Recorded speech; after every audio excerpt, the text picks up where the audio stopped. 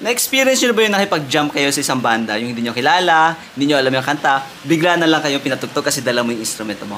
So, bibigyan ko kayo ng tip kung ano ang mga survival guide sa mga ganong sitwasyon. Okay, number 1 tip is lapitan nyo yung keyboardista, yung gitarista, or bahista, and itanong nyo yung key. Kasi pag alam nyo na yung key, alam nyo na yung magiging first note, no? Ang magiging first note and yung mga common note. As much as possible, alam nyo yung scale ng key na yun. Okay, tip number 2, ako ang ginagawa ko, alam ko na yung key ng isang kanta. Usually pag common song naman, hindi naman lumalayo yung intro niya. Usually nandun din sa key niya.